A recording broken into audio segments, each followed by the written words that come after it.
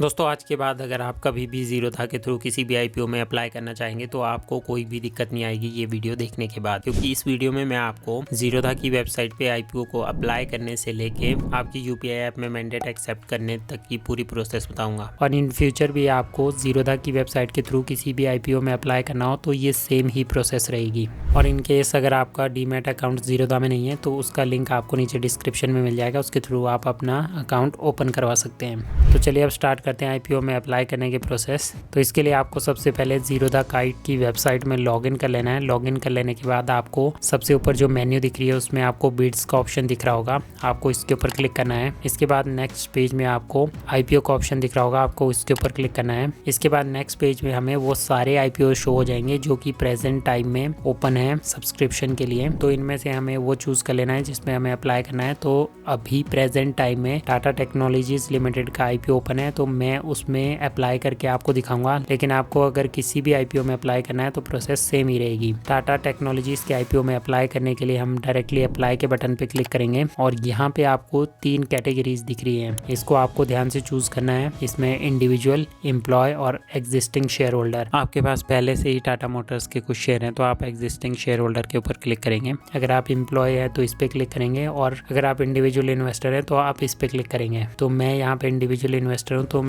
Individual investor के ऊपर click कर रहा हूँ। इंडिविजुअल इन्वेस्टर पर क्लिक करने के बाद हमारे पास यहाँ पे एक पॉपअप ओपन हो जाएगा। पॉपअप में लेफ्ट साइड में आपको कंपनी के बारे में इंफॉर्मेशन दी गई है, जिसमें सबसे पहले तो कंपनी का नाम है, उसके बाद इन्वेस्टर टाइप है जो कि हमने इंडिविजुअल सिलेक्ट किया था, उसके बाद इशू डेट है जो कि 22 नवंबर से 24 नवंबर तक है और इशू साइज है और इशू प्राइस रेंज है जो कि 475 से लेके 500 के बीच है और फिर उसके बाद लॉट साइज है जो कि एक इंडिविजुअल इन्वेस्टर के लिए है। इसके बाद राइट हैंड साइड में आपको सबसे पहले यूपीआई आईडी एंटर करने का ऑप्शन मिलेगा। यहाँ पे आप आपकी भीम यूपीआई, गूगल पे और फ़ोन पे ऐड कर सकते हैं। इसके अलावा और भी ऑप्शन होंगे लेकिन मैं इन तीनों का यूज़ किया है तो मैं आपको उसके अकॉर्डिंग बता रहा हूँ। तो यहाँ पे आपको टेक्स्ट बॉक्स में आपकी यूपीआई आईडी एंटर करनी है। इसके बाद आपको आपका यूपीआई आईडी प्रोवाइडर को सिलेक्ट करना है जो कि इनमें से कोई भी हो सकता है आपकी यूपीआई आईडी के अकॉर्डिंग। और अगर आपको आपकी यूपीआई आईडी का नहीं पता है तो मैं सबसे पहले आपको भीम में बता देता हूँ कि आपको कैसे आपकी यूपीआई आईडी देखनी है।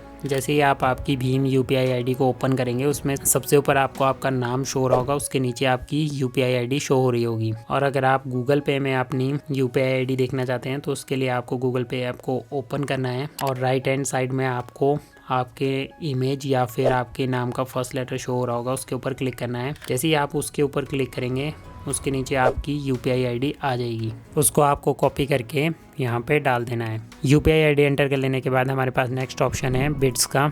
बिट्स में हम सबसे पहले क्वांटिटी एंटर करेंगे और क्वांटिटी यहाँ पे हमारे पास वैसे तो प्री फिल्ड आ गई है, लेकिन अगर नहीं आई हो बाय चांस तो यहाँ पे जो लॉट साइज में क्वांटिटी दी होगी वो हम यहाँ पे फिल कर देंगे। इसके बाद नेक्स्ट है प्राइस। प्राइस में हमारे पास थोड़ी फ्लक्चुएशन के ऑप्शन होते हैं। प्राइस में जो हमारे पास इशू प्राइस रेंज है 475 से लेके 500 के बीच और आप जो आईपीओ अप्लाई कर रहे हैं वो उसके अकॉर्डिंग होगी उस टाइम पे। तो इसमें जो 475 से लेके 500 के बीच रेंज है, इसके बीच का कोई भी अमाउंट हम यहाँ पे एंटर कर सकते हैं। फॉर एग्जांपल हम यहाँ पे 475, 476 या फिर 500 तक कोई भी अमाउंट एंटर कर सकते हैं। तो मेरे केस में मैं यहाँ पे 500 एंटर कर रहा हूँ जो कि कट ऑफ प्राइस भी होगा। और इसको एंटर करने का रीज़न ये है कि मेरा एक्सपीरियंस यही कहता है कि मैंने आज तक जितने भी आईपीओ में अप्लाई किया वो सब कट ऑफ प्राइस पे ही इशू हुए हैं, तो इसीलिए मैं कट ऑफ प्राइस को एंटर कर रहा हूँ। इसके अलावा अगर हम यहाँ पे और बिड लगाना चाहें तो भी लगा सकते हैं, मतलब कोई और सा प्राइस एंटर कर सकते हैं लेकिन क्वांटिटी सेम रहेगी। हम यहाँ पे टोटल 3 बिड्स लगा सकते हैं एक आईपीओ के लिए।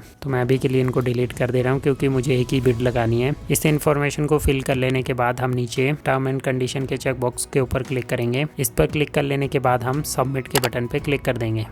सो अब आप इस नोटिफिकेशन में देख सकते हैं कि हमारी आईपीओ की एप्लीकेशन प्रोसेस में है, क्योंकि अभी तक हमने आईपीओ अप्लाई करने का फॉर्म फिल किया है। तो इसके बाद अब हम अपने फ़ोन में उस यूपीआई ऐप को ओपन कर लेते हैं जिसकी यूपीआई आईडी हमने आईपीओ के फॉर्म को फिल करते टाइम एंटर की थी।